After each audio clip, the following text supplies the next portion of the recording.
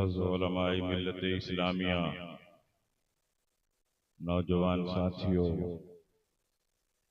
बुजुर्गों और दोस्तों, अजीज बच्चों, पर्दा नशी माँ और बहनों, अस्सलामु अलैकुम व रहमतुल्लाहि व बरकातुहू। अल्हम्दुलिल्लाह, अल्हम्दुलिल्लाहि रब्बिल आलमीन, वल आक़िबतु लिल मुत्तक़ीन, वस्सलातु वस्सलामु अला सय्यिदिल अंबियाइ वल मुरसलीन व अला आलिहि तय्यबीन अत्ताहिरीन व अस्हाबिहिल हादीनल महदीय्यीन। अम्मा बाद, फ़अऊज़ु बिल्लाहि मिनश शैतानिर रजीम। बिस्मिल्लाहिर रहमानिर रहीम। व कुल्लन वअदल्लाहुल हुस्ना।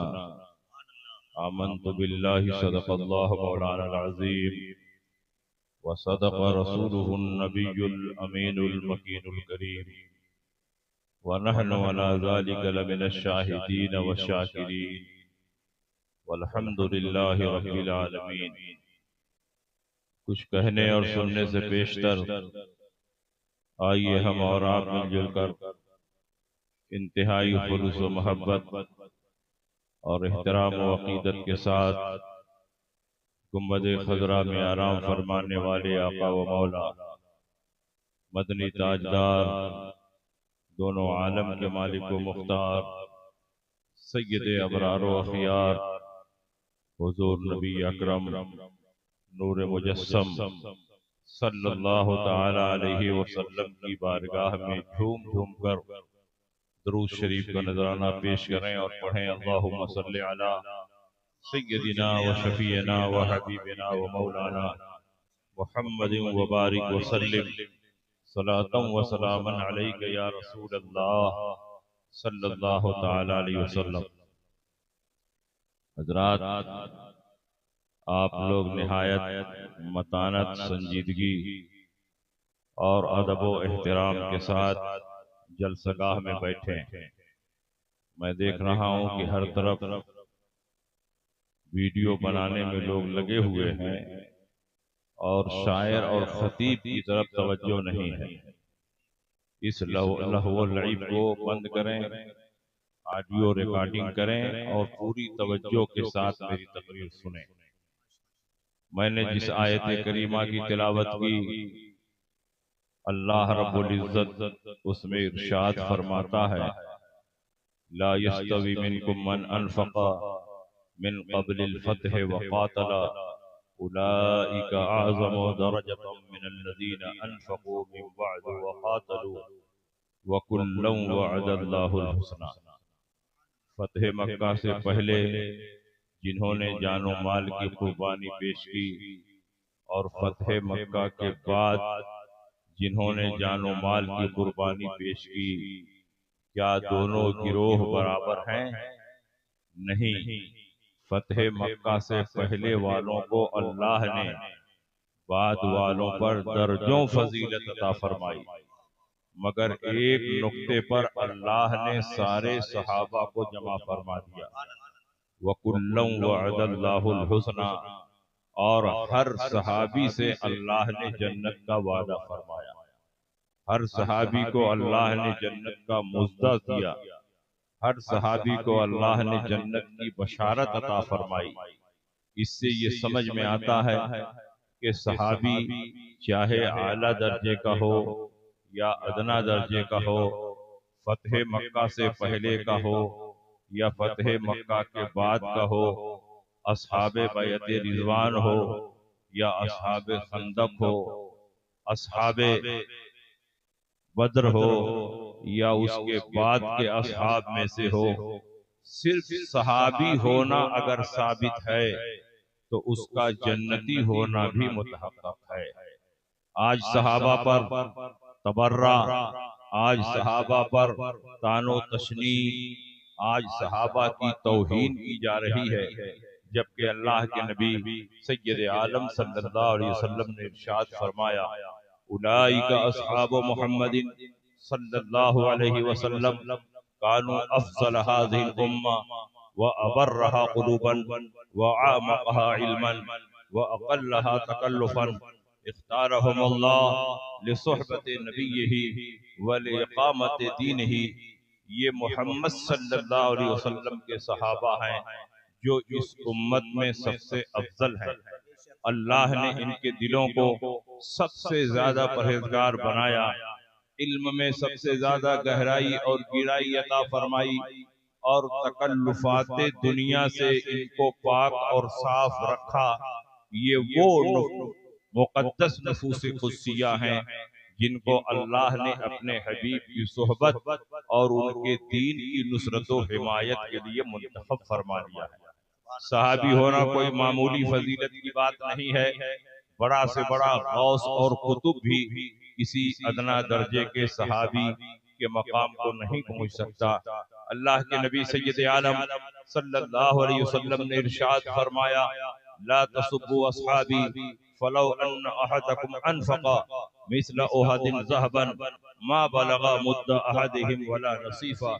मेरे सहाबा को बुरा भला न कहो, इसलिए कि अगर तुम उहद पहाड़ के बराबर रब की बारगाह में सोना खर्च करो और मेरा सहाबी 1 किलो 2 किलो जौ रब की बारगाह में खर्च करे तो उस जौ पर इतना सवाब अता किया जाएगा कि सोने के पहाड़ पर भी उतना सवाब अता नहीं किया जाएगा।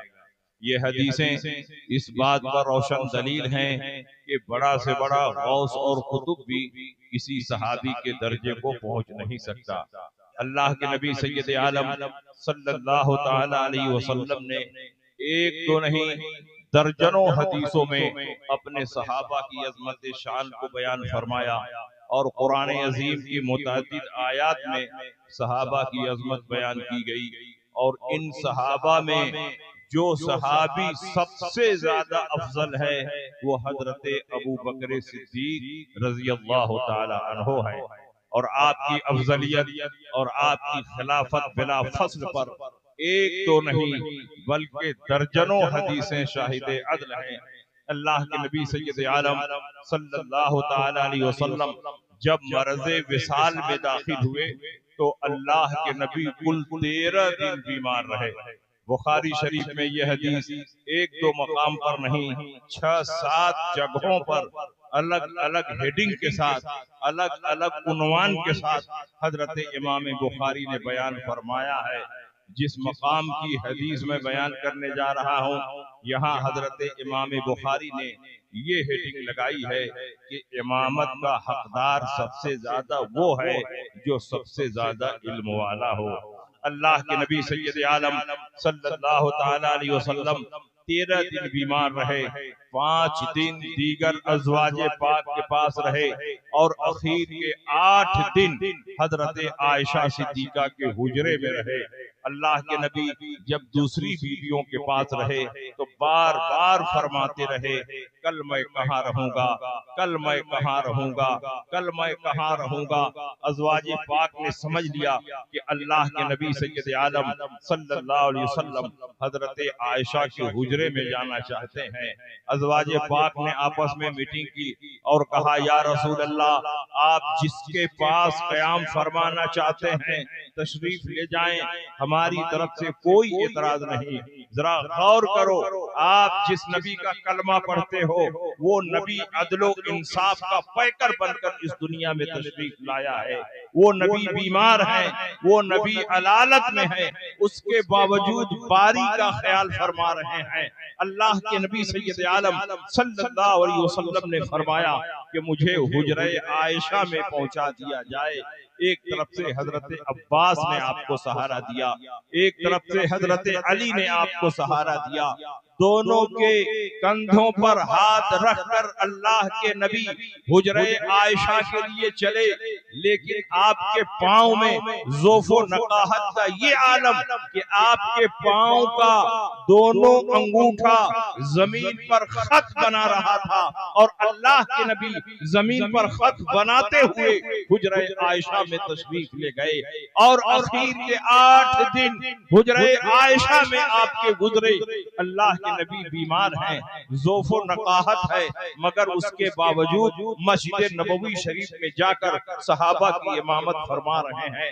लेकिन विसाल से ठीक 3 दिन पहले विसाल हुआ, दोशंबा मुबारका को और जुमरात को, जब इशा की अजान हो चुकी थी, जमात का वक्त हो चुका था, मुअज्जिने नबवी बारगाहे नबूवत में पहुंचकर इत्तला दे रहा है, या रसूल अल्लाह जमात का वक्त हो चुका है। मगर इधर अल्लाह के नबी के मर्ज में शिद्दत पैदा हो चुकी है। अल्लाह के नबी पर बार बार गशी तारी हो रही है, बेहोशी तारी हो रही है। अल्लाह के नबी जब होश में आए, आपने इरशाद फरमाया, हरीकू अलैया बिसबए किरबिन लम तुहलक औकियतुहुन्ना, मुझे 7 मशक पानी से गुस्ल किया जाए जिसकी बंदिश न खोली गई हो। आपको 7 मशक पानी से गुस्ल दिया गया, बेहोशी का असर जाहिर हुआ। अल्लाह के नबी ने उठने की कोशिश की, लेकिन ज़ोफ़ो नकाहत के सबब न उठ सके, जमीन पर लेट गए और फिर बेहोशी तारी हो गई। अल्लाह के नबी होश में आए, आपने फरमाया मुझ पर पानी बहाया जाए, पानी का छिड़काव किया जाए। आप पर पानी का छिड़काव किया गया। अल्लाह के नबी होश में आए और फिर उठने की कोशिश फरमाते हैं, लेकिन ज़ोफ़ो नकाहत के सबब न उठ सके। जब बार बार यही होता रहा, अल्लाह के नबी उठने की कोशिश फरमाते, ज़ोफ़ो नकाहत के सबब न उठ पाते और उधर जमात में गैर मामूली ताखीर हो रही थी। तो अल्लाह के नबी ने इरशाद फरमाया, मुरू अबा बकरिन फलयुसल्ली बिन्नास, अबू बकर को हुक्म दो लोगों की इमामत करें। हजरत आयशा सिद्दीका वहीं पर खड़ी हैं। आपने इरशाद फरमाया, या रसूल अल्लाह इन्न अबा बकरिन रजुलन रकीकुन इज़ा कामा मकामका ला यस्ततीउ अन युसल्ली बिन्नास। या रसूल अल्लाह, अबू बकर नरम दिल हैं, रकीकुल कल्ब हैं, आपकी जगह पर खड़े होंगे, सहाबा की इमामत नहीं कर सकेंगे। हजरत आयशा सिद्दीका के दिल में ये बात चल रही थी। हुजूर अलैहिस्सलाम के ज़ाहिरी अहवाल बता रहे हैं कि हुजूर चंद दिन के मेहमान हैं, दुनिया से रुखसत होने वाले हैं। कहीं ऐसा ना हो कि मेरे बाप मुसल्ले इमामत पर खड़े हो और इधर नबी का विसाल हो जाए, तो कोई ये न कह दे कि अबू बकर मनहूस हैं, नबी के मुसल्ले पर आए और नबी का विसाल हो गया। बेटी नहीं चाहती है कि बाप पर नहूसत का इल्जाम लगे, इसलिए हजरत आयशा सिद्दीका ने इस बात को दिल में छुपा कर रखा, मगर जबान से ये जाहिर फरमाया, या रसूल अल्लाह, अबू बकर नरम दिल हैं, रकीकुल कल्ब हैं, आपकी जगह पर खड़े होंगे, सहाबा की नमाज नहीं पढ़ा पाएंगे, इसलिए किसी और को भेज दिया जाए। अल्लाह के नबी ने इरशाद फरमाया, अबू बकर को हुक्म दो लोगों की नमाज पढ़ाएं। हजरत आयशा सिद्दीका ने फिर वही जुमला दोहराया। अल्लाह के नबी ने तीसरी बार फरमाया, अबू बकर को हुक्म दो लोगों की नमाज पढ़ाएं। हजरत आयशा सिद्दीका ने फिर वही जुमला दोहराया।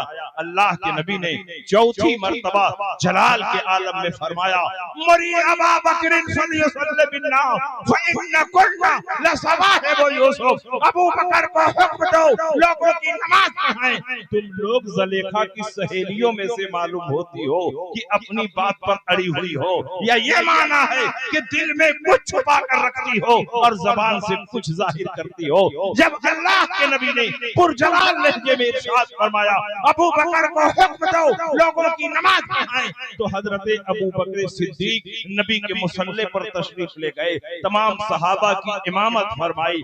मैं आपसे पूछना चाहता हूँ, इस हदीस में आप गौर करो, क्या मसला सिर्फ नमाज पढ़ाने का है? हरगिज़ नहीं। अगर मसला सिर्फ नमाज पढ़ाने का होता तो अल्लाह के नबी हजरत अली को भेज देते, अली वहाँ पर मौजूद थे।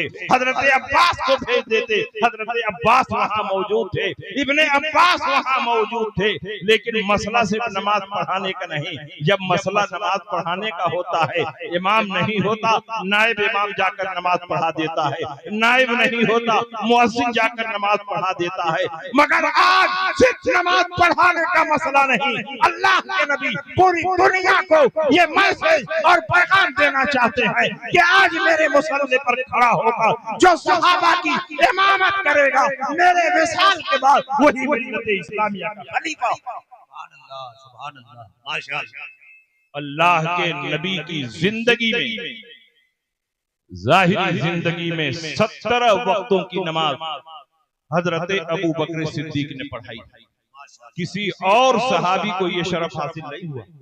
हजरत अली को कभी अल्लाह के नबी ने नहीं फरमाया कि जाओ मेरे मुसल्ले पर खड़े हो जाओ और सहाबा की इमामत करो।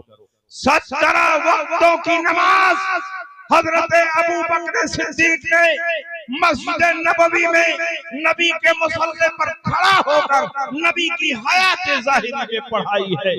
आप 17 वक्तों को शुमार कर सकते हो।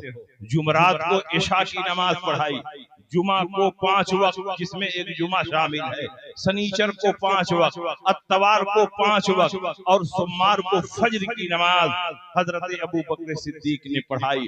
कुल 17 वक्तों की इमामत हजरत अबू बकर सिद्दीक ने फरमाई है। नबी का अपने मुसल्ले पर अबू बकर को खड़ा करना और हजरत आयशा सिद्दीका के रोकने के बावजूद बार बार इसरार करना कि अबू बकर को मेरे मुसल्ले पर खड़ा करो, ये इस बात की वाज़ेह दलील है कि आपके बाद आपकी खिलाफत का कोई और मुस्तहिक नहीं बल्कि हजरत अबू बकर सिद्दीक मुस्तहिक है। नारे तकबीर, बुलंद आवाज से नारे रिसालत, अज़मते सहाबाए किराम, मसलके आला हजरत। और जब नबी का विसाल हो गया, तारीख उठाकर देखें, सीरत की किताबें पढ़ें, सकीफा बनी साइदा में सहाबा की मीटिंग हुई। तमाम मुहाजिरीन और अंसार जमा हुए और सबने बिल इत्तेफाक हजरत अबू बकर सिद्दीक को अपना खलीफा मुंतखब किया और आपके हाथ पर बैत की। उस मजलिस में हजरत अली मौजूद नहीं थे, क्योंकि अली घर वाले हैं। तजहीज़ो तकफीन की जिम्मेदारी अली पर थी।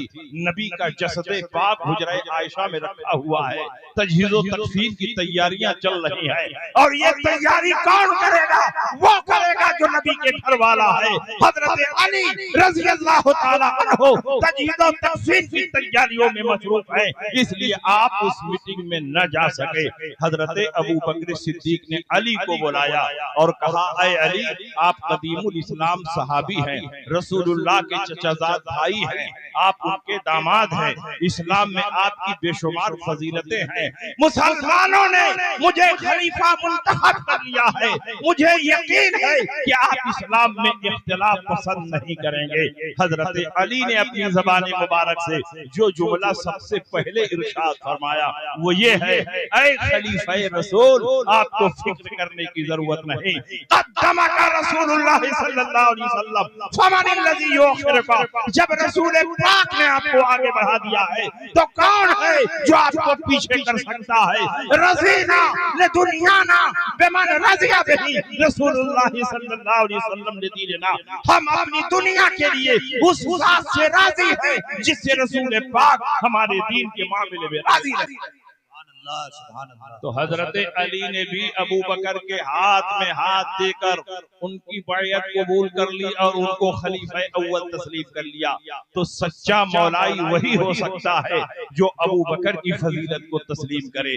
सच्चा मौलाई वही है जो हजरत अबू बकर को खलीफा बिला फसल माने और जो अबू बकर की अफजलियत का इनकार करे, जो आपकी खिलाफत बिला फसल का इनकार करे, वो मौलाई नहीं, वो शियों का एजेंट है, शियों का दलाल। और सुनिए, अल्लाह के नबी सैयद आलम सल्लल्लाहु अलैहि वसल्लम जब हिजरत फरमाकर मदीना मुनव्वरा तशरीफ ले गए, उस हिजरत के सफर में हजरत अबू बकर सिद्दीक आपके साथ साए की तरह लगे रहे। जान को खतरे में डालकर नबी अकरम सल्लल्लाहु अलैहि वसल्लम के साथ हिजरत फरमाई। जब अल्लाह के नबी मदीना मुनव्वरा में इंटर होने से पहले कुबा बस्ती में तशरीफ ले गए तो अल्लाह के नबी ने वहां एक मस्जिद तामीर फरमाई जिसको मस्जिद कुबा कहते हैं। हिजरत के बाद पहली मस्जिद मस्जिद नबवी नहीं है, हिजरत के बाद पहली मस्जिद मस्जिद कुबा है जिसको अल्लाह के नबी ने अपने हाथों से बनाया है और 4 दिन में इस मस्जिद की तामीर मुकम्मल हुई। सहाबा पत्थर ढो ढो कर लाते और अल्लाह के नबी अपने हाथों से दीवार की चुनाई करते। छोटी सी मस्जिद बनी, सारे सहाबा एक एक पत्थर लाते और हजरत अम्मार इब्ने यासिर 2-2 पत्थर लाते। सहाबा ने पूछा, अम्मार इब्ने यासिर सब लोग एक एक पत्थर ला रहे हैं और तुम 2-2 पत्थर ला रहे हो। हजरत अम्मार इब्ने यासिर का इश्क़ रसूल देखो, आप इरशाद फरमाते हैं कि एक पत्थर मैं अपने हिस्से का ला रहा हूँ और एक पत्थर रसूलुल्लाह के हिस्से का। अल्लाह के नबी ने अपने मुक़द्दस हाथों से मस्जिद की तामीर फरमाई। उसके बाद अल्लाह के नबी ऊंटनी पर सवार होकर मदीना मुनव्वरा में दाखिल हो रहे हैं। सनियतुल विदा से सहाबे किराम जुलूस निकालकर आपका इस्तकबाल कर रहे हैं। छोटी छोटी बच्चियां नबी के फजाइल में अशआर पढ़ रही हैं। अल्लाह के नबी शाहाना सब्सतो जलाल और फातिहाना कर्रोफर के साथ मदीना मुनव्वरा में दाखिल हुए और अल्लाह के नबी ने बता दिया था कि मेरी ऊंटनी जिसके दरवाजे पर ठहरेगी उसी के यहाँ मेरा क़याम है। ऊंटनी मदीने की गलियों में चलती रही। बहुत से सहाबा को बेचैनी हुई और उन्होंने चाहा कि ऊंटनी हमारे दरवाजे पर ठहर जाए, तो आगे बढ़कर ऊंटनी की रस्सी पकड़ने लगे। रसूल पाक ने इरशाद फरमाया, मेरी ऊंटनी की रस्सी छोड़ दो, फइन्नहा मामूरतुन मिनल्लाह, क्योंकि मेरी ऊंटनी अल्लाह की तरफ से मामूर है कि किसके दरवाजे पर ठहरना। तुम कहते हो नबी को गैब नहीं, नबी की ऊंटनी भी जान रही है कि किस दरवाजे पर उसे ठहरना। मदीने की गलियों में वो ऊंटनी चलती रही, चक्कर लगाती रही और सबसे अखीर में हजरत अबू अय्यूब अंसारी के मकान पर था। अबू अय्यूब अंसारी आगे बढ़े, या रसूल अल्लाह, ये मेरी सआदत है, खुशनसीबी है, आप मेरे मकान पर क़याम फरमा रहे हैं, मैं आपका इस्तकबाल कर रहा हूँ, आपको मरहबा पेश कर रहा हूँ। या रसूल अल्लाह, मेरे मकान पर आप तशरीफ फरमा हो जाएं। अल्लाह के नबी का सामान उतारा गया। हजरत अबू अय्यूब अंसारी का मकान डबल मंजिला था और उस जमाने में छत आरसीसी की नहीं होती थी बल्कि लकड़ी की छत होती थी। हजरत अबू अय्यूब अंसारी ने कहा, या रसूल अल्लाह, आप ऊपर रहेंगे, मैं नीचे रहूंगा। अल्लाह के नबी ने फरमाया, मेरे पास दुनिया भर के वफूद आते हैं, मुलाकात के लिए लोग आते हैं, ऊपर चढ़ना और उतरना उनके लिए दुश्वारी का बाइस है, मैं नीचे रहूंगा ताकि मुलाकात करने वालों को आसानी हो जाए। अबू अय्यूब अंसारी ने कहा, या रसूल अल्लाह, मेरा इश्क कैसे गवारा कर सकता है कि आप नीचे हो और अबू अय्यूब अंसारी ऊपर हो। अल्लाह के नबी ने फरमाया, सहूलत और आसानी के लिहाज से यही बेहतर है कि मैं नीचे रहूं, तुम ऊपर रहो। उन्होंने कहा, या रसूल अल्लाह, मेरी मोहब्बत गवारा नहीं कर पा रही है कि आप नीचे रहे, मैं ऊपर रहूं। अल्लाह के नबी ने आर्डर जारी फरमाया, ये मेरा हुक्म है कि तुम ऊपर रहो, मैं नीचे रहूंगा। और जब कोई हुक्म हो जाता है तो वो अदब से बढ़कर होता है। अल अमरो फौकल अदब, हुक्म अदब से बढ़कर होता है। हजरत अबू अय्यूब अंसारी ऊपर रहने लगे, नीचे रसूल पाक ने क़याम फरमाया। एक कड़ाके की सर्द रात आती है और उस जमाने में रात भर चिराग जलाने का कोई रिवाज नहीं था। इशा के बाद लोग खाते थे, पीते थे, चिराग बुझा देते थे और लिहाफ में घुस जाते थे, सो जाते थे। हजरत अबू अय्यूब अंसारी के पास एक ही लिहाफ था, उसमें आपकी बीवी और छोटे छोटे बच्चे सोते थे। आपके पांव की तरफ पानी का एक घड़ा रखा हुआ था। रात की तारीकी थी, रात के किसी हिस्से में पांव से ठोकर लगी, घड़े का पानी छत पर बिखर गया। हजरत अबू अय्यूब अंसारी बेचैन और बेकरार हो गए, कहीं ऐसा ना हो कि पानी का एक कतरा मेरे महबूब के रुखसार पर गिर जाए और उनकी नींद में खलल पड़ जाए। फौरन लिहाज उठाया, छत पर बिछा दिया, पूरे पानी को जल्ब कर लिया ताकि मेरे महबूब के जिस्म को खलल न पड़े, मेरे महबूब के नींद को खलल न पड़े। अल्लाह के नबी सैयद आलम सल्लल्लाहु अलैहि वसल्लम के कैसे शहीद सहाबी थे, पूरी रात बैठकर अपनी बीवी और बच्चों के साथ गुजार देते हैं। कोई दूसरा लिहाज नहीं है कि उस लिहाज में रात गुजारे। आप देखो सहाबा का क्या इश्क है, सहाबा की क्या मोहब्बत है। नबी अकरम सल्लल्लाहु ताला अलैहि वसल्लम के जिस्म पर पानी का एक कतरा गिर जाए तो ये सहाबा को गवारा नहीं। जिन सहाबा को नबी के जिस्म पर पानी का एक कतरा गवारा नहीं है, मैदान जंग में नबी के जिस्म से खून का एक कतरा गिर जाए, सहाबा को कैसे गवारा होगा। जब कई दिन गुजर गए, अल्लाह के नबी ने फरमाया, ऐ अबू अय्यूब अंसारी, ये तुम्हारे मकान के सामने किसकी लंबी चौड़ी जमीन, मैं चाहता हूं कि ये जमीन मिल जाए तो मैं इस जमीन पर मस्जिद नबवी की तामीर करूं। अबू अय्यूब अंसारी ने कहा, या रसूल अल्लाह, ये 2 यतीम बच्चों की जमीन। अल्लाह के नबी की खिदमत में वो यतीम बच्चे बुलाए गए। आप देखो उनका कितना जबरदस्त हौसला, दिल कितना बड़ा।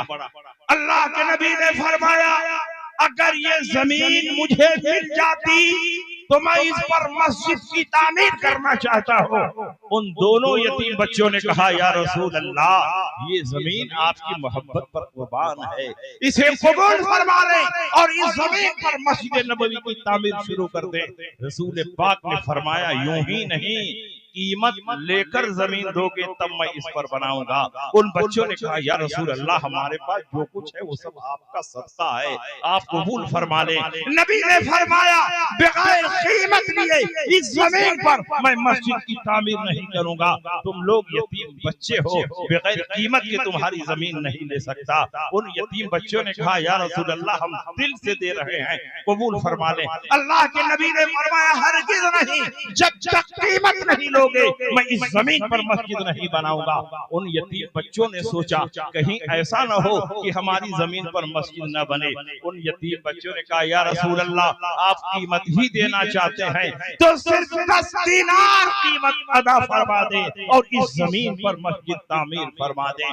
जब जमीन की कीमत 10 दीनार मुतय्यन हो गई, मजमे सहाबा पर अल्लाह के नबी ने निगाह दौड़ाई और हजरत अबू बकर सिद्दीक पर निगाह टिक गई। आपने इरशाद फरमाया, अबू बकर, आगे बढ़ो और अपनी जेबे खास से इस जमीन की कीमत अदा करो। वो मस्जिद नबवी जिस जमीन पर खड़ी है, उस जमीन को खरीद कर वक्फ करने वाला कोई और नहीं बल्कि हजरत अबू बकर सिद्दीक। नारे तकबीर, बुलंद आवाज से नारे तकबीर, नारे रिसालत।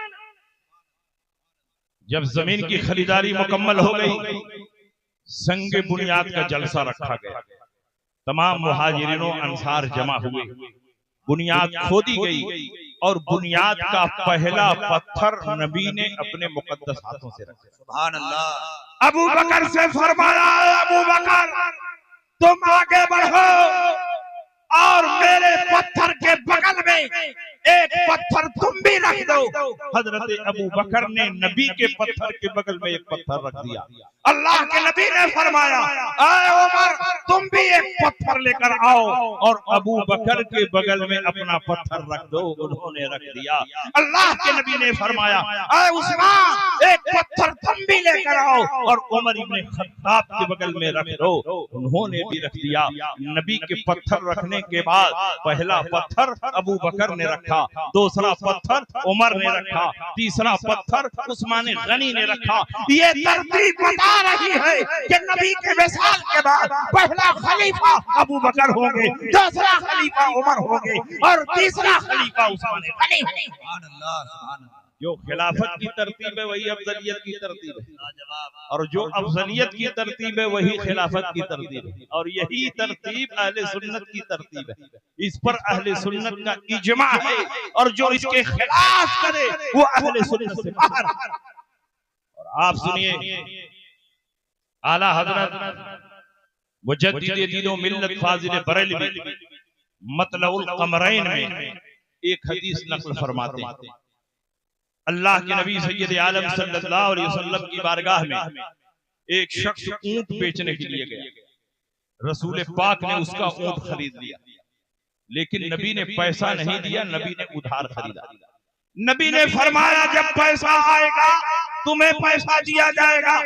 वो शख्स ऊंट बेचकर जा रहा था, रास्ते में हजरत अली मिले। उन्होंने कहा कहां से आ रहे हो? उसने कहा मैं नबी की खिदमत से आ रहा। कहा किस लिए गए थे? कहा ऊंट बेचने के लिए गया था। कहा नबी ने ऊंट खरीद लिया? कहा हाँ खरीद लिया। कहा नबी ने पैसा दिया? कहा पैसा नहीं दिया, उधार खरीदा। जब पैसा आएगा नबी अदा फरमाएंगे।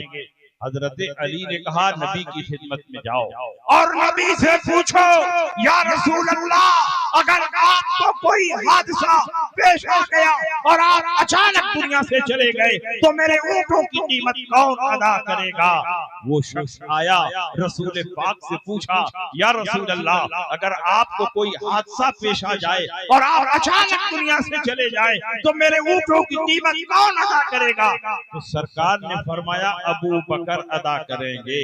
ये शख्स जा रहा था, रास्ते में हजरत अली उसी का इंतजार कर रहे थे। अली ने पूछा नबी ने क्या जवाब दिया? इस शख्स ने कहा नबी ने जवाब दिया कि अबू बकर अदा करेंगे। अली ने फरमाया फिर नबी की खिदमत में जाओ, नबी से पूछो अगर अबू बकर को कोई हादसा पेश आ गया और अबू बकर भी दुनिया से अचानक चले गए तो मेरे ऊंटों की कीमत कौन अदा करेगा? उस शख्स ने पूछा तो रसूल पाक ने फरमाया उमर इब्ने खत्ताब अदा करेंगे। ये शख्स गया, हजरत अली को बताया तो अली ने फरमाया फिर नबी की खिदमत में जाओ और नबी से पूछो कि अगर उमर इब्ने खत्ताब को कोई हादसा पेश आ गया और वो भी अचानक दुनिया से चले गए तो मेरे ऊंटों की कीमत कौन देगा? वो शख्स आया, रसूल पाक से पूछा तो रसूल पाक ने जलाल के आलम में फरमाया इज़ा माता उमर फ़इन इस्तताअ अन तमूत फमूत, जब उमर ही मर जाएंगे तो तू जिंदा रह के क्या करेगा? जा तू भी मर जा। मैं आपसे बताना चाहता हूँ नबी ने ये ऊंट जाती हैसियत में नहीं खरीदे थे, वाली मुल्क होने की हैसियत से, वाली सल्तनत होने की हैसियत से अल्लाह के नबी ने खरीदा था। जैसे मुल्क का वजीर आजम जब वर्ल्ड बैंक से कर्ज लेता है तो जाती हैसियत में कर्ज नहीं लेता है। वो वजीर आजम अगर चला जाए, दूसरा वजीर आजम आए, अब वो कर्ज की अदायगी करेगा। वो भी वजीर आजम चला जाए, हुकूमत बदल जाए, तीसरी हुकूमत आए और तीसरा वजीर आजम आए तो वर्ल्ड बैंक का कर्जा वो अदा करेगा। क्योंकि कोई भी मुल्क का वजीर आजम जाती हैसियत में वर्ल्ड बैंक से कर्ज नहीं लेता है, बल्कि वाली मुल्क की हैसियत से कर्ज लेता है। गोया रसूल पाक ने साफ लफ्जों में बता दिया कि जैसे आज मैं वाली मुल्क और वाली सल्तनत हो, मेरे बाद अबू बकर सिद्दीक वाली मुल्क और वाली सल्तनत होंगे, उनके बाद उमर इब्ने खत्ताब वाली मुल्क और वाली सल्तनत। बात समझ में आ रही है कि नहीं? और सुनिए, एक हदीस ऐसी भी हम बयान करने जा रहे हैं जिस हदीस के सारे रावी सय्यद है, कोई गैर सय्यद नहीं। इसलिए पता चल जाएगा कि अहले बैत अतहार का भी वही मौक़िफ़ है जो आम सहाबा का मौक़िफ़ है। यह हदीस रियाज़ुन नज़रा में मौजूद है, यह हदीस अल मुस्तदरक लिल हाकिम में मौजूद है। हवाला इसलिए पेश कर रहा हूं कि कोई ये ना कह दे कि बगैर सनद के रिवायत बयान करके चले गए। रियाज़ुन नज़रा उठाकर देखो, मुस्तदरक लिल हाकिम उठाकर देखो, इस हदीस के रावी हजरत इमाम जाफर सादिक हैं। इमाम जाफर सादिक फरमाते हैं कि इस हदीस को मैंने अपने वालिद हजरत इमाम मोहम्मद बाकिर से सुना। इमाम मोहम्मद बाकिर फरमाते हैं इस हदीस को मैंने हजरत इमाम ज़ैनुल आबिदीन से सुना। इमाम ज़ैनुल आबिदीन फरमाते हैं इस हदीस को मैंने हजरत इमाम हुसैन से सुना। इमाम हुसैन फरमाते हैं इस हदीस को मैंने हजरत अली से सुना। हजरत अली फरमाते हैं इस हदीस को मैंने रसूल पाक की ज़बान मुबारक से जब ये हदीस बयान हो रही थी खुद अपने कानों से सुना और रसूल पाक को बयान करते हुए देखा। वो हदीस क्या है? वो हदीस ये है, रसूल पाक सय्यद आलम सल्लल्लाहु अलैहि वसल्लम किसी मकाम पर जा रहे हैं और आपके साथ अकाबिरे सहाबा हैं जिनमें अबू बकर हैं, उमर हैं, उस्मान हैं, अली हैं, तलहा हैं, जुबैर हैं, साद हैं, सईद हैं, अशरा मुबशरा हैं और उनके अलावा हजरत अबू दरदा रज़ियल्लाहु ताला अन्हु भी हैं। और आपको अच्छी तरह मालूम है कि जब कुछ लोग जमात बनाकर गिरोह बनाकर चलते हैं तो चलते चलते कभी कोई आगे हो जाता है, कभी कोई आगे हो जाता है, लोग आगे पीछे होते रहते हैं। एक मकाम पर हजरत अबू दरदा आगे हो गए और हजरत अबू बकर सिद्दीक उनसे पीछे हो गए। अबू दरदा की पीठ हजरत अबू बकर के चेहरे के सामने हो गई। किसी और ने नोटिस लिया हो या ना लिया हो, लेकिन रसूल पाक ने नोटिस लेते हुए इरशाद फरमाया, या अबू दरदा अंत तमशी क़ुद्दाम रजुलिन लम ततलुइ शम्सु बाद नबिय्यि अला रजुलिन अफज़ल मिनहु। ऐ अबू दरदा, तू शख्सियत के आगे आगे चल रहा है कि आज तक ये सूरज किसी ऐसे आदमी पर तुलू नहीं हुआ है जो उनसे अफजल हो। वो कौन शख्सियत है जिसकी तरफ रसूल पाक ने इशारा फरमाया? वो कोई और नहीं बल्कि हजरत अबू बकर सिद्दीक। इसका मतलब यह हुआ कि बहुत सारी हदीसों से ये साबित है कि हजरत अबू बकर सिद्दीक तमाम सहाबा में सबसे अफजल। यही अहले सुन्नत का इजमाई मौकिफ है कि अंबिया और मुरसलीन के बाद इस पूरी कायनात में सबसे अफजल हजरत अबू बकर सिद्दीक हैं, उनके बाद हजरत उमर हैं, उनके बाद हजरत उस्मान गनी हैं, उनके बाद हजरत अली मुर्तजा हैं। इसलिए अहले सुन्नत के इस इजमाई मौकिफ पर कायम रहो जो अबू बकर की खिलाफत का इनकार कर रहा है। और अबू बकर की खिलाफत पर इजमाई उम्मत नहीं बल्कि इजमाए सहाबा है। इजमाए सहाबा कतई होता है। जो अबू बकर की खिलाफत का मुनकिर है वो काफिर है, दायरे इस्लाम से बाहर है। और जो अबू बकर की सहाबियत का इनकार करता है वो भी दायरे इस्लाम से बाहर है। अबू बकर की खिलाफत पर इजमाए कतई और अबू बकर की सहाबियत कुरान की नस्से कतई से साबित। इसलिए आज का दौर मौलाइयत, नाम नेहाद राफिजियत और शियत के जोर का दौर। बड़ी बड़ी खानकाहें शियों के चंगुल में फंस रही हैं। बड़ी बड़ी खानकाहें मौलाइयत का शिकार हो रही हैं। उन खानकाहों से किसी जमाने में अहले सुन्नत की तर्जमानी होती थी, लेकिन आज उन खानकाहों में ऐसे शेख बैठे हुए हैं जो हजरत अमीर मुआविया पर खुलकर तबर्रा बकते हैं और उनकी तौहीन करते हैं। ऐसी खानकाहों से हमें दूर रहने की जरूरत। और याद रखिए, हजरत अमीर मुआविया और हजरत अली का जो इख्तिलाफ है, ये इख्तिलाफ ऐसा नहीं है कि इसमें हमको पढ़ने की इजाजत। अहले सुन्नत का मौकिफ है अल इमसाक अम्मा शजरा फीमा बैन। जो सहाबा में इख्तिलाफ हुआ, जो सहाबा में मुशाजरात हुए, उसमें अहले सुन्नत को पढ़ने की कोई इजाजत नहीं। ये खते इज्तिहादी की बुनियाद पर इख्तिलाफ हुआ और खते इज्तिहादी हजरत अमीर मुआविया की तरफ से हुई। हजरत अली हक पर थे, हक अली के साथ था, मगर उस वक्त हक अमीर मुआविया पर रोशन नहीं था। अमीर मुआविया समझ रहे थे कि मैं हक पर हूँ, अली समझ रहे थे कि मैं हक पर हूँ। और बाद के जमाने में ये जाहिर हो गया कि अमीर मुआविया से खते इज्तिहादी हुई है। और खते इज्तिहादी में कोई बागी नहीं होता, खते इज्तिहादी में कोई तागी नहीं होता, खते इज्तिहादी में कोई फासिक नहीं होता, बल्कि जिससे खते इज्तिहादी होती है परवरदिगार आलम उसे भी एक नेकी का सवाब अता। इसलिए हमको सहाबा के इख्तिलाफ में पढ़ने की इजाजत नहीं। रख दीजिए, वहीं रख दीजिए। और सुनिए, अल्लाह ताला को तो सब मालूम है कि सहाबा में जंगें होंगी, सहाबा में मुशाजरात होंगे, सहाबा में तलवारें चलेगी, इल्मे इलाही में सारी बात है कि नहीं? उसके बावजूद अल्लाह सारे सहाबा को जन्नती फरमा, उसके बावजूद अल्लाह उनको अपनी रजा की सनद अता फरमा, उसके बावजूद अल्लाह उनको फलाह याफ्ता मग़फ़िरत याफ्ता बता रहा है। इसका मतलब ये हुआ कि सहाबा से जो लग़ज़िशें हुई इल्मे इलाही में थी, उसके बावजूद अल्लाह ने उनको जन्नत की बशारत अता फरमा दी। जब अल्लाह उनको जन्नती फरमा रहा है तो दुनिया का कोई मुसलमान उसे जहन्नमी कह ही नहीं सकता जिसको अल्लाह जन्नती फरमाए, और दुनिया का कोई मुसलमान उससे नाराज नहीं हो सकता जिससे अल्लाह रब्बुल इज्जत राजी। इसलिए हम सारे सहाबा से राजी, सारे सहाबा को जन्नती कहते हैं। और कुछ लोग कहते हैं अमीर मुआविया की सहाबियत मुतहक्किक नहीं है, सहाबी होने के लिए हुजूर सल्लल्लाहु अलैहि वसल्लम की सोहबत में तवील जमाने तक रहना जरूरी है। मैं कहता हूं वो तवील जमाना कितना है? तुम्हारे अंदर हिम्मत हो तो मुद्दत को मुतय्यन कर दो। एक लम्हे के लिए ईमान की हालत में किसी ने नबी के चेहरे को देखा और ईमान पर उसका खात्मा हुआ, वो सहाबी रसूल है। और जब सहाबी रसूल है तो कुरान में सहाबा की अजमत में जो आयतें नाज़िल हुई उनका भी वो मुस्तहिक है, और रसूल पाक ने जो हदीसें बयान की उनका भी वो मुस्तहिक है। जब सहाबियत मुतहक्किक है तो वो जन्नती है।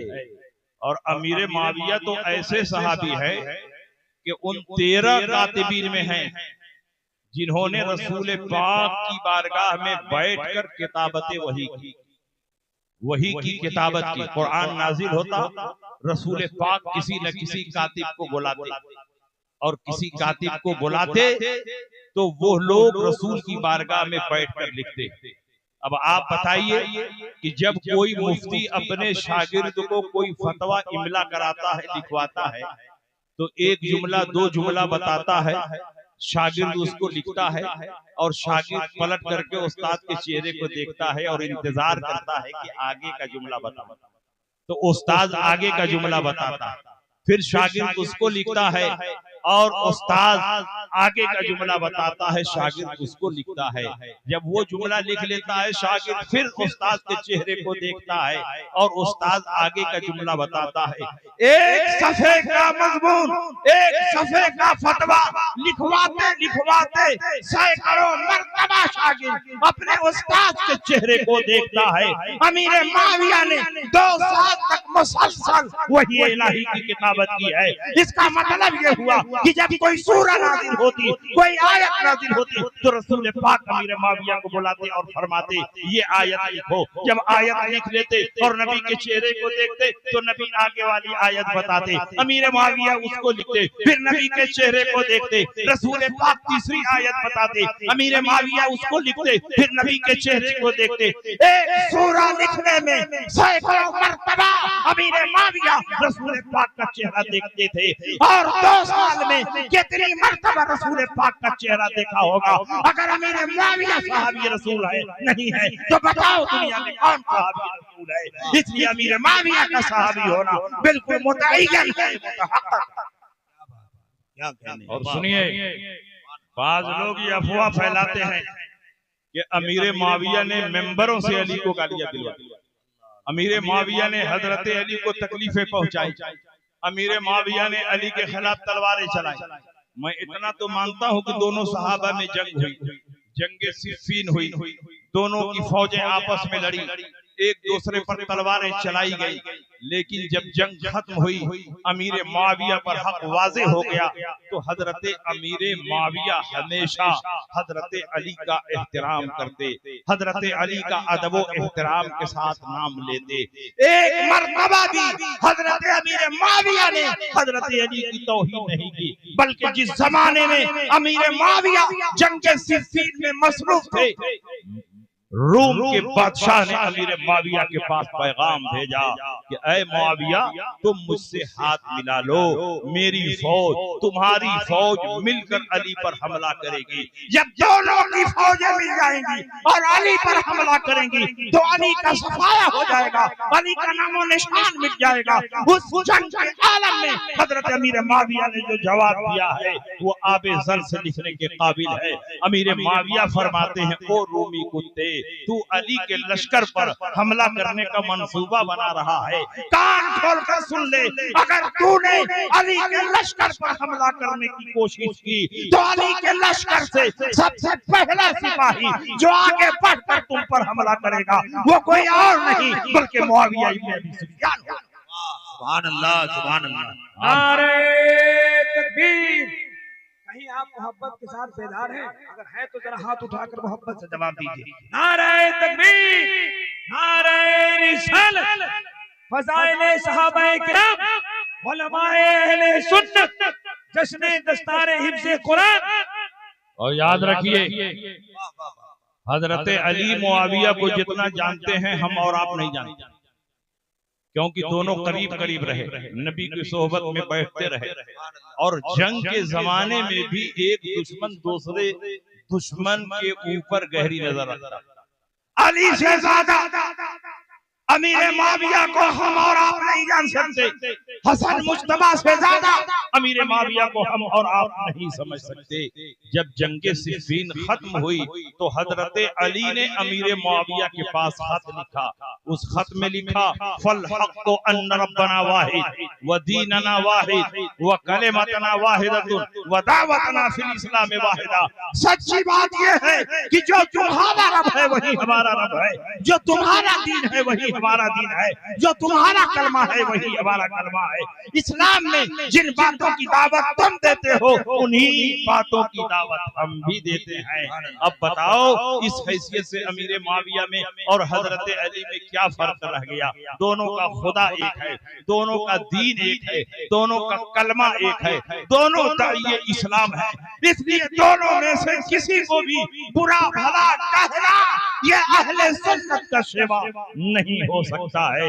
और उसके बाद भी सुनिए, एक शख्स ने हजरत अली से पूछा कि क्या आप भी जन्नत में जाएंगे और मुआविया भी जन्नत में जाएंगे? हजरत अली ने फरमाया, अना व मुआविया तो फिल जन्ना, मैं भी जन्नत में जाऊंगा और मुआविया भी जन्नत में जाएंगे। पूछने वाले ने पूछा, आपके मकतूलीन भी जन्नत में जाएंगे और मुआविया के मकतूलीन भी जन्नत में जाएंगे? अली ने जवाब दिया, कतलाना व कतला मुआविया का फिल जन्ना, हमारे मकतूलीन भी जन्नत में जाएंगे और मुआविया के मकतूलीन भी जन्नत में जाएंगे। पूछने वाले ने कहा, अमीर मुआविया कैसे जन्नत में जाएंगे? उन्होंने आपके खिलाफ तलवारें चलाई, उन्होंने आपके खिलाफ जंगे लड़ी। तो हजरत अली ने फरमाया, क्या तुमने कुरान की आयत नहीं पढ़ी? कुरान में अल्लाह फरमाता है, व नज़ाना मा फी सुदूरिहिम मिन गिल्लिन इख्वानन अला सुर्रिन मुतकाबिलिन, हम इनके दिलों से तमाम कुदरतें निकाल देंगे और इनको भाई भाई बनाकर जन्नत में दाखिल करेंगे और जन्नत में ये ऐसे तख्त पर बैठेंगे कि इनका तख्त उनके सामने होगा और उनका तख्त इनके सामने। जब अल्लाह इन दोनों को भाई भाई बनाकर जन्नत में दाखिल कर रहा है तो ये मौलाई कसाई बनकर बीच में क्यों आ जा रहे हैं? अल्लाह ने सारे सहाबा को जन्नती फरमाया, सारे सहाबा आपस में भाई भाई। और सुनिए, हजरत अली तो बाबुल इल्म है। हजरत आयशा सिद्दीका फरमाती है, पूरे मदीना में अली से ज्यादा नबी की सुन्नतों को पहचानने वाला मैंने किसी और को नहीं देखा। सईद इब्न मुसय्यिब फरमाते हैं, मिंबर पर बैठकर ये ऐलान करने का हक सिर्फ अली को है कि जो चाहो पूछो, अली के अलावा कोई ये ऐलान नहीं कर सकता। और अब्दुल्लाह इब्न अब्बास फरमाते हैं, जब जब मैंने अली से कोई मसला पूछा, अली ने फौरन बताया और बिल्कुल सही बताया। हजरत अमीर मुआविया को भी जब मसाइल में मुश्किलात पेश आती तो हजरत अली की तरफ रुजू करते और अली उसका जवाब देते। अगर दोनों में नफरत और अदावत होती तो जवाब देते। एक मौलवी दूसरे मौलवी से इख्तलाफ कर बैठता है तो 10-20 साल तक बात ही नहीं करता, एक दूसरे से मसला पूछना तो दूर की बात। मगर सहाबा के दिलों को अल्लाह ने आईने की तरह साफ और शफाफ रखा था। सहाबा के दिलों में न नफरत थी, न अदावत थी, न कुदूरत थी, न बग़्ज़ था, न हसद था, बल्कि अल्लाह ने उनके दिलों को परहेज़गार बनाया था। इसलिए सहाबा के दिलों में नबी की मोहब्बत थी, नबी का इश्क था, और जिस दिल में नबी की मोहब्बत होती है उस दिल में किसी की अदावत और नफरत नहीं होती। जब अली कूफा में रह गए और कूफा को दारुल खिलाफा बनाया और अमीर माविया जंगे सिफ़ीन के बाद मुल्क शाम चले गए और मुल्क शाम में रहकर अपने इलाके पर हुकूमत करने लगे। अली के साथ भी बहुत से मुजतहिदीन सहाबा है और अमीर माविया के साथ भी बहुत सारे सहाबा है। कुछ सहाबा हजरत अमीर माविया की बारगाह में आए और कहा, हुजूर एक नया मसला पेश आ गया, कुरान में कहीं उसका जवाब नजर नहीं आता, हदीस रसूल में उसका जवाब नजर नहीं आता। ये मसला दौर सिद्दीकी में पैदा हुआ होता तो सिद्दीक़ अकबर ने जवाब दिया होता। ये मसला अहद फारूकी में पैदा हुआ होता तो उमर इब्न खत्ताब ने हल किया होता। लेकिन ये मसला इतना नया है कि कहीं किताब और सुन्नत में इसका जवाब नजर नहीं आता। ये सहाबा कह रहे हैं जिनकी मादरी जबान में कुरान का नुज़ूल हो रहा है, जो नबी की जबान मुबारक से दिन रात हदीसें सुन रहे हैं। हजरत अमीर माविया ने फरमाया कि आखिर कौन ऐसा मसला है कि कुरान और हदीस में उसका जवाब नजर नहीं आता। तो सहाबा ने कहा, मसला ये है कि एक शख्स का इंतकाल हो गया, वो दुनिया से रुखसत हुआ, एक लड़का छोड़ा, एक लड़की छोड़ा और एक ऐसा नाबालिग बच्चा छोड़ा जिसमें मेल फीमेल दोनों की अलामत मौजूद है, जिसमें मुज़क्कर मुअन्नस दोनों की अलामत मौजूद है। यानी मुखन्नस छोड़ा, उसका लड़का होना भी मुतय्यन नहीं हो पा रहा है, लड़की होना भी मुतय्यन नहीं हो पा रहा है। और जब तक लड़का होना या लड़की होना मुतय्यन न हो, उसका हिस्सा मुतय्यन नहीं हो सकता। लड़के का हिस्सा कुरान के लिहाज से लड़की के मुकाबले में डबल, लिज़्ज़करे मिस्लु हज़्ज़िल उन्सयैन। एक मुज़क्कर को 2 मुअन्नस के बराबर दिया जाता है, एक मेल को 2 फीमेल के बराबर दिया जाता है। लेकिन मुतय्यन हो तब ये हुक्म है, और यहाँ मुतय्यन ही नहीं है कि ये लड़का है कि लड़की। हजरत अमीर माविया ने फरमाया कि वाकई ये मसला बिल्कुल नया है और मुझे भी कुरान और हदीस में कहीं इसका जवाब नजर नहीं आता। जबकि हजरत अमीर माविया मुज्तहिदीन सहाबा अब्दुल्लाह इब्न अब्बास ने उनके बारे में फरमाया, असहाबा फइन्नहु फक़ीह, उन्होंने जो किया है वो सही किया है इसलिए कि वो फकीह हैं। हजरत अमीर माविया ने फरमाया, घबराने की कोई जरूरत नहीं, अभी हुए जमीन पर वो शख्सियत मौजूद है जिनको बाबुल इल्म कहते हैं, मौलाए कायनात कहते हैं, दामाद पैगंबर कहते हैं, शेर खुदा कहते हैं, फातिह खैबर कहते हैं, जिनके सीने पर हाथ रखकर नबी ने फरमाया, अल्लाहुम्मा इहदि क़ल्बा, ऐ अल्लाह अली के सीने को रोशन फरमा। तो अल्लाह ने अली के सीने को इतना रोशन फरमा दिया कि अली का सीना इल्मे नबी का मदीना बन गया। नारे तकबीर, नारे रिसालत, उलमाए अहले सुन्नत, जनाबे दिलबर शाही। हजरत अमीर माविया ने फरमाया कि अली की खिदमत में मैं सवाल भेजूंगा, अली की खिदमत में मैं सवाल भेजूंगा और अली उसका जवाब अता फरमाएगा। बैठिए भाई, क्यों खड़े हैं, क्यों खड़े हैं आप लोग? बैठ जाइए, बैठिए, जलसा खराब मत कीजिए। हजरत अमीर माविया ने हजरत अली के पास खत भेजा।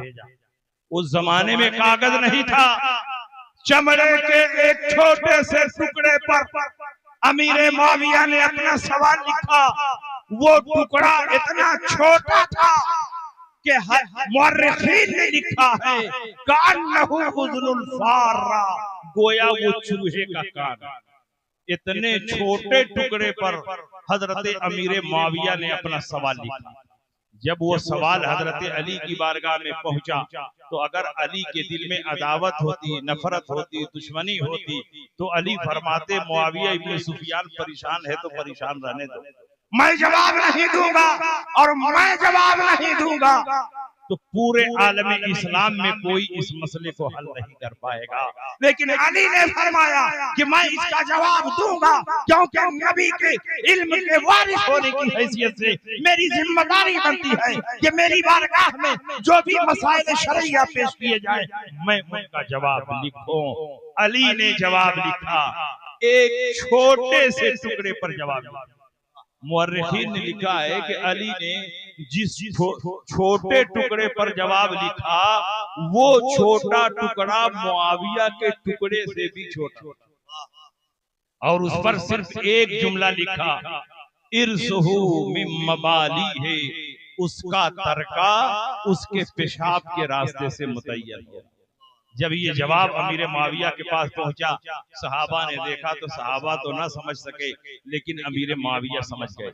अमीर मुआविया ने फरमाया, इस जवाब का खुलासा ये है कि अगर वो लड़के के वुजू से पेशाब करता है तो लड़के का हिस्सा पाएगा, लड़की के वुजू से पेशाब करता है तो लड़की का हिस्सा पाएगा। सिर्फ ये देखा जाएगा कि लड़के के वुजू से पेशाब करता है या लड़की के वुजू से पेशाब करता है, इर्सहु मिन मबाली है, उसका तरका उसके पेशाब के रास्ते से मुतय्यन। अगर अली ने जवाब न दिया होता तो आज पूरी दुनिया में कोई इस मसले को हल नहीं कर पाता। और एक आखिरी बात सुन लीजिए, तकरीर खत्म हो जाए। हजरत अली को अल्लाह ने ऐसी ज़हानत अता फरमाई, ऐसी ज़हानत अता फरमाई कि बड़े बड़े सहाबा का दिमाग जहां नहीं पहुंच पाता वहां हजरत अली का दिमाग फौरन पहुंचा। एक शख्स अली की खिदमत में हाजिर हुआ, उसने कहा, हुजूर मैंने नज़र मानी थी कि मेरा फला काम हो जाएगा तो हाथी के वजन के बराबर गेहूं रब की बारगाह में सदका करूंगा। मेरा फला काम हो गया है, अब मैं चाहता हूं कि हाथी के वजन के बराबर गेहूं रब की बारगाह में सदका करूं। अली ने फरमाया तो सदका कर दो, इसमें परेशानी की क्या बात है? उसने कहा, हुजूर यही तो परेशानी है कि हाथी का वजन कितना होता है। बड़े बड़े सहाबा से पूछा मगर कोई न बता सका कि हाथी का वजन कितना होता है। यह आज की बात नहीं है, आज से 1450 साल पहले की बात है, जब ऐसा कोई पैमाना नहीं था, ऐसी कोई तराजू नहीं थी, ऐसा कोई मेयार नहीं था जिस पर हाथी को वजन किया जाए। आज तो जगह जगह रोड पर धर्म कांटा बना हुआ है, ट्रक को माल के साथ वजन किया जा सकता है। ट्रक का वजन कितना है, माल का वजन कितना है, दोनों को जांचा और परखा जा सकता है।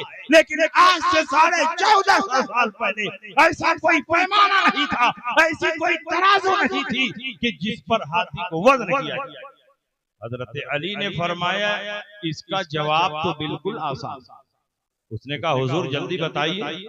कहा, हाथी को दरिया के किनारे लेकर जाओ और बड़ी कश्ती पर सवार करो और हाथी के बोझ से कश्ती पानी में दबेगी। दबते दबते जब कश्ती ठहर जाए तो नीचे देखो पानी की सतह कहां तक पहुंची है, वहां निशान लगा दो। फिर हाथी को उतार लो, उसके बाद गल्ला भरना शुरू करो।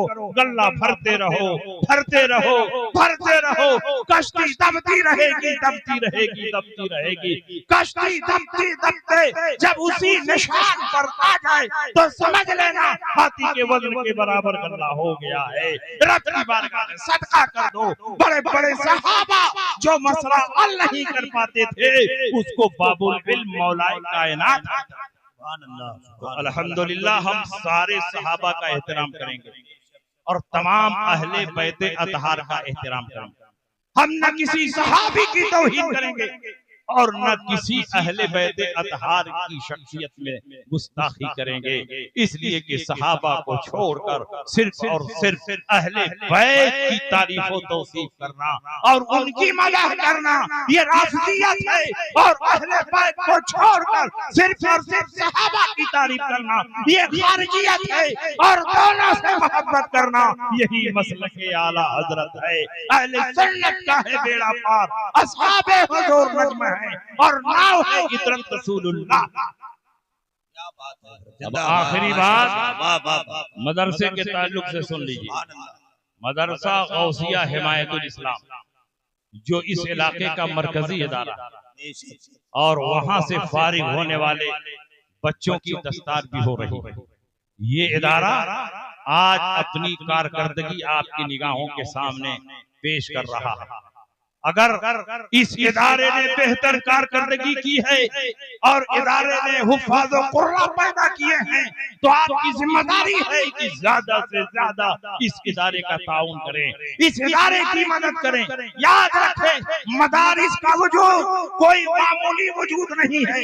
मदारिस का वजूद है तो इस्लाम का वजूद है, दीन का वजूद है, शरीयत का वजूद है। जिस दिन ये मदारिस नहीं रहेंगे, ना आपको आलिम मिलेगा, ना आपको हाफिज मिलेगा, ना आपको कारी मिलेगा, ना आपको इमाम मिलेगा, ना आपको मुफ्ती मिलेगा, और दीन का सारा निजाम दरहम बरहम हो जाएगा। हुकूमत तो यही चाहती है कि ये सारे मदारिस खत्म हो जाए ताकि हिंदुस्तान से दीन का खात्मा हो जाए। लेकिन याद रखो, जब तक क़यामत आ नहीं सकती उस वक्त तक हमारा मजहब बाकी रहेगा, सुबह क़यामत तक हमारा मजहब बाकी रहेगा। परवरदिगार आलम ने जिस दीन को पसंद फरमाया है वो दीन कोई और नहीं बल्कि मजहब इस्लाम है। मजहब इस्लाम की बका के लिए, उसकी नशर व इशाअत के लिए, उसको आगे बढ़ाने के लिए इन मदारिस को आगे बढ़ाना, इनको मजबूत करना लाजिम और जरूरी।